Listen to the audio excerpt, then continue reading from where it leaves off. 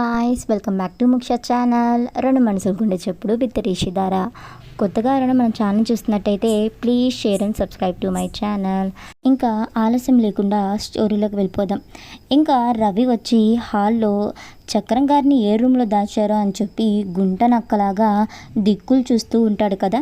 ఇంకా వెనక నుంచి ఒక బేస్ వాయిస్ వస్తుంది, ఎవరి కోసం వెతుకుతున్నావు అని చెప్పి. ఇంకా రవి వెనక్కి తిరిగి చూస్తే అక్కడ గౌతమ్ ఉంటాడు. Ravi, hello sir. ఏం లేదు సార్, వాటర్ కావాలి, ఎవరైనా మేడం ఉన్నారేమో అని చెప్పి చూస్తున్నాను సార్ అని అంటూ తడబడుతూ మాట్లాడుతూ ఉంటాడు. ఇంకా రిషి వాళ్ళు కూడా వస్తారు. ఇంకా రవి అతి వినయంగా అందరికీ గుడ్ మార్నింగ్ చెప్తాడు. పుష్ప రవికి వాటర్ తీసుకుని వస్తుంది. రిషి గుడ్ మార్నింగ్ అని వెళ్ళి కూర్చుంటాడు. రవి, సార్ నా జాబ్ అని అంటూ ఉంటే రిషి, నువ్వు గౌతమ్కి అసిస్టెంట్గా ఉండు అని అంటాడు. ఇంకా రవి మనసులో నాకు అదే కావాల్సింది అనుకుంటూ థ్యాంక్ యూ సార్ అని అంటాడు. ఇంకా అందరూ టిఫిన్ చేస్తుంటే రవి ఆ పర్సన్కి కాల్ చేస్తాడు. సార్, గౌతమ్కి అసిస్టెంట్గా జాబ్లో పెట్టాడు సార్ అని అంటాడు. నుండి గుడ్ రవి, నువ్వు ముందు గౌతమ్ దగ్గర గుడ్ విల్ సంపాదించుకో అని అంటాడు. రవి ఓకే సార్ అని కాల్ కట్ చేసేస్తాడు. గౌతమ్ రవి ఆఫీస్కి వెళ్ళిపోతారు. ఇంకో పక్క డాక్టర్ వస్తారు చక్రంగానే చూడడానికి. ఇంకా డాక్టర్ చక్రంగానే టెస్ట్ చేసి ఇంజెక్ట్ చేసి బయటికి వచ్చి రిషితో ఇలా అంటాడు. రిషి గారు 2-3 డేస్లో కోలుకుంటారు, ఏం భయపడిన అవసరం లేదు, కానీ ఆయన ఎందుకో షాక్కి గురైనట్టు ఉన్నారు అని అంటారు. రిషి ఓకే డాక్టర్ అని చెప్పి మనసులో షాకా, మామయ్య దేని చూసి షాక్ అయ్యారు అని అనుకుంటూ ఉంటాడు. కొంచెం సేపు తర్వాత రిషి రూమ్లోకి వెళ్తాడు.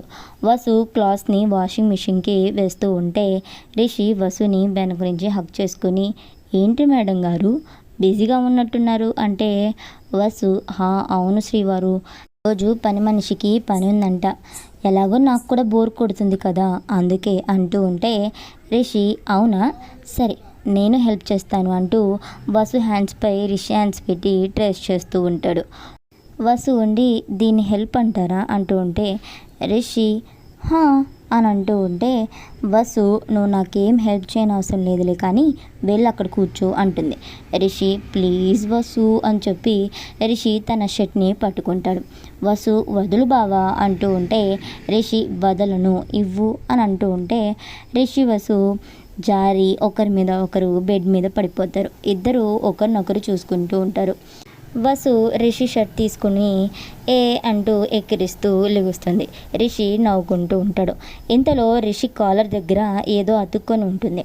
వసు అది చూసి ఏంటిది బావా అంటూ చూపిస్తుంది. రిషి ఇది కాంటాక్ట్ లెన్స్ లాగే ఉంది, ఆ రోజు హాస్పిటల్లో ఒక అతను ఫాస్ట్గా మనకి డాష్ ఇచ్చాడు కదా తనదేమోలే అని అంటాడు. వసు ఓ అవునా అంటూ వసు వర్క్ చేస్తూ ఆ కాంటాక్ట్ లెన్స్ గురించే ఆలోచిస్తూ ఉంటే రిషి కూడా బయటికి వెళ్తూ ఆలోచిస్తూ ఉంటాడు. ఇంకా రిషి ఉండి అవును అతను మనల్ని చూసి ఎందుకు అంత కంగారు పడ్డాడు అని అంటూ ఉంటే వసు అవును బావా, అటు సైడు నాన్న తప్ప ఎవ్వరు లేరు అని అంటూ ఉంటుంది. ఇంకా రిషి అయితే మామయ్య ఆక్సిజన్ మాస్క్ తీసింది తనేనా, ఎలా కనుక్కోవాలి అని అంటూ ఉంటే ఇంకెంతలో జాను వసు నాకు ఫోటో తీయవా ఈ కెమెరాలో అని అంటూ ఉంటే వసు రిషి ఒకేసారి సీసీ కెమెరా అని అంటారు. వసు జాను బుగ్గపై కిస్ చేస్తూ నా జాను చాలా ఇంటెలిజెంట్ అంటుంది. ఇంకా రిషి నేను వెళ్తాను అని చెప్పి హాస్పిటల్కి వెళ్తాడు. ఇంకా వసు పద నీకు ఫోటో తీస్తానని చెప్పి కిందకి తీసుకుని వెళ్తుంది. ఇంకో పక్క ఆఫీస్లో గౌతమ్ సతీష్ రవిని చాలా వర్క్ ప్లెజర్ చేస్తూ ఉంటారు. రవి ఏమనకుండా చేస్తూ ఉంటాడు మనసులో తిట్టుకుంటూ. ఇంకా గౌతమ్ సతీష్ డోస్ పెంచాలైతే రేపటి నుంచి అని అనుకుంటూ ఇంటికి వస్తారు. ఇంకా గౌతమ్ సతీష్ ఇంటికి వస్తారు. రిషి వచ్చి సోఫాలో కూర్చుంటాడు. వసు వాటర్ తీసుకుని వచ్చి ఏమైంది ఏమైనా తెలిసిందా అంటూ ఉంటే రిషి మాస్క్ తీసింది అతనే కానీ వాడి ఫేస్కి మాస్క్ పెట్టుకుని ఉండడం వల్ల ఫేస్ క్లారిటీ లేదు అని అంటాడు. వసు అవునా, అయినా ఆ లెన్స్ని ఐ స్పెషలిస్ట్కి చూపిస్తే ఆ సైజ్ లెన్స్ ఎవరు యూస్ చేస్తున్నారో తెలుస్తుందిగా అని అంటుంది. రిషి మార్నింగ్ చూపిస్తాను అని అంటూ వాసు ఒళ్ళో పడుకుంటాడు. ఇదంతా బయట ఉన్న రవి విని టెన్షన్ పడుతూ ఎలాగన్నా ఆ లెన్స్ని మార్చేయాలి అని అనుకుంటూ ఉంటాడు. ఇంకా రిషి ఫ్రెష్ అవ్వడానికి పైకి వెళ్తూ ఆ లెన్స్ని టేబుల్ మీద పెడతాడు. ఇంకా వాసు కూడా డిన్నర్ ప్రిపేర్ చేస్తూ ఉంటుంది. ఇంకెంతలో రవి పైప్ ఎక్కి రిషి వాళ్ళ రూమ్లోకి వచ్చి లెన్స్ని చూసి హ్యాపీగా ఫీల్ అవుతూ వేరే లెన్స్ పెట్టి వెళ్ళిపోతాడు. ఇంకా అందరూ డిన్నర్ చేసేసి పడుకుంటారు. ఇంకా నెక్స్ట్ డే మార్నింగ్ రిషి వాటిని చూసి ఇది ఆ లెన్స్ కావు అని కిందకు వచ్చి అందరిని అడుగుతాడు. రవి మనసులో అమ్మో అప్పుడే కనిపెట్టేశాడు, నేను ఇంకా చాలా జాగ్రత్తగా ఉండాలి అని అనుకుంటూ గౌతమ్తో ఆఫీస్కి వెళ్తూ రిషిని చూసి హేళనగా నవ్వుతూ వెళ్ళిపోతాడు. ఇంకా రిషి వాటి గురించే ఆలోచిస్తూ ఎవరు తీశారు వాటిని అని అనుకుంటూ ఇంకా ఫ్రెష్ అయ్యి ఆఫీస్కి వెళ్తాడు. ఇంకా ఈవినింగ్ అయింది. ఇంకా రిషి, గౌతమ్, రవి అలాగే సతీష్ వాళ్ళందరూ ఆఫీస్ నుంచి వస్తారు. ఇంకా రవి కూడా వెళ్ళిపోతాడు. ఇంకా రిషి లెన్స్ గురించే ఆలోచిస్తూ తల పట్టుకొని కూర్చొని ఉంటాడు.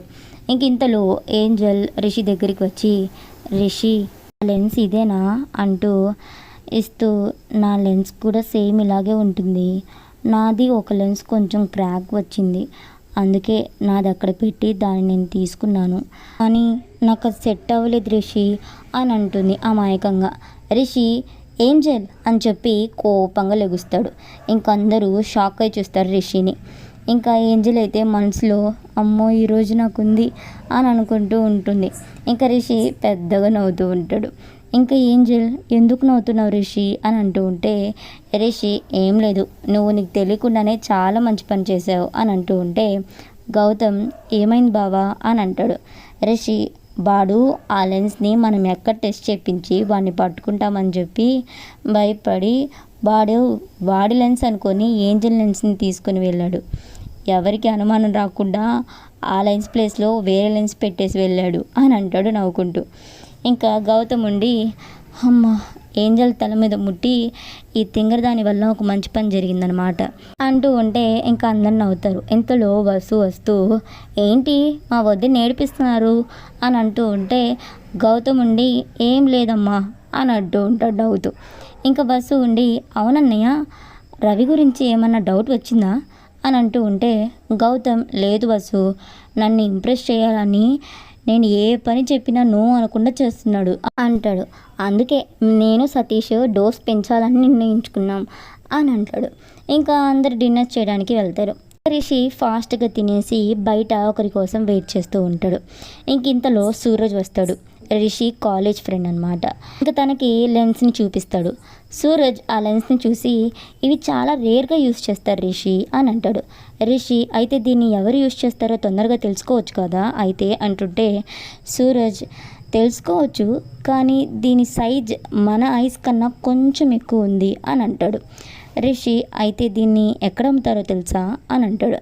సూరజ్ నా ఫ్రెండ్ దీనికి డిమాండ్ పెరిగిందని చెప్పి 1 ఇయర్కి అమ్ముతున్నాడు అని అంటాడు.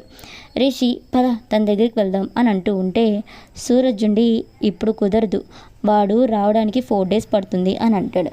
రిషి సరే ఓకేరా అని అంటాడు. ఇంకా సూరజ్ వెళ్ళిపోతాడు. ఇంకా next day morning Vasu fresh అయ్యి కిందకి వచ్చి పూజ చేసి రిషి దగ్గరికి వచ్చి బావా నన్ను గుడికి తీసుకొని వెళ్ళవా ప్లీజ్ అని అంటుంది క్యూట్గా. రిషి నాకేమన్నా ఇస్తే తీసుకొని వెళ్తా అని అంటాడు. వసు ఇప్పుడు కాదు ఈవినింగ్ ఇస్తాను అని అంటుంది. ఇంకా రిషి ఓకే అని చెప్పి వసుని గుడికి తీసుకొని వెళ్తాడు. వసు గుడిలో అందరి పేర్ల మీద అర్చన చేపించి ప్రదక్షిణలు చేస్తూ ఉంటుంది. రిషి 3 ప్రదక్షిణలు అయిపోయాయా ఎందుకు ఇంకా చేస్తున్నావు అని అడుగుతాడు. వసు నువ్వు కూర్చో బావ, వెళ్ళి నాకు మొక్కుంది 108 ప్రదక్షిణలు చేసి వస్తాను అని అంటుంది. రిషి ఇప్పుడు ఎందుకు వసు అని అంటాడు.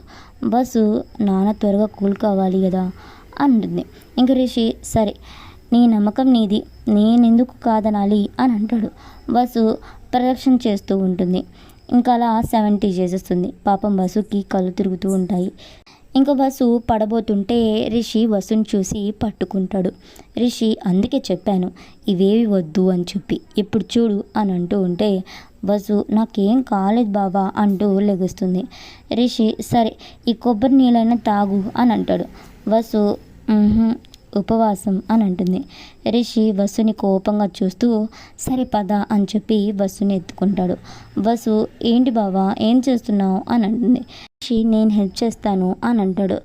వసు వద్దు బావా నా ముక్కు నేనే తీర్చుకోవాలంటూ ఉంటే ఇంతలో పూజారి గారు వాళ్ళిద్దరిని చూసి ఏం కాదమ్మా భర్తలో సగం భార్యవి నువ్వు కాబట్టి నీ పనిలో ఆయన పాలు పంచుకోవచ్చు అని అంటాడు. ఇంకా రిషి ఉండి చూడు ఇప్పుడేమంటావు అని అంటే నువ్వు దండం పెట్టుకో నేను ప్రదక్షిణ చేస్తాను నాకు హ్యాపీ నీకు హ్యాపీ అని అంటాడు. ఇంకా వసు దండం పెట్టుకుంటూ రిషిని చూస్తూ ఉంటుంది. ఇంకా రిషి 108 ప్రదక్షిణలు కంప్లీట్ చేసేస్తాడు. ఇంకా పూజ అయిపోయి ఇద్దరు ఇంటికి వెళ్తారు. ప్రగతి మేడం వాళ్ళిద్దరిని చూసి ఎక్కడికి వెళ్ళాను నాన్న అని అడుగుతారు. రిషి నీ కోడలు గుడికి తీసుకొని వెళ్ళమంటే తీసుకొని వెళ్ళానులేమా అని అంటాడు. జగతి మేడం ఓహో అని అంటూ ఉంటారు. వసు రిషి నవ్వుకుంటూ ఉంటారు. సో ఇక్కడితో స్టోరీ అయిపోయింది గాయస్. కొత్తగా ఎవరైనా మన ఛానల్ చూస్తున్నట్టయితే please share and subscribe to my channel. Upcoming episodes అయితే చాలా ఇంట్రెస్టింగ్గా ఉంటాయి. అలాగే మన రెండు మనసులు గుండె చెప్పుడు విత్ రిషిధార ఎలా ఉందో కామెంట్ చేయడం మాత్రం మర్చిపోవద్దు. అలాగే please share and subscribe to my channel.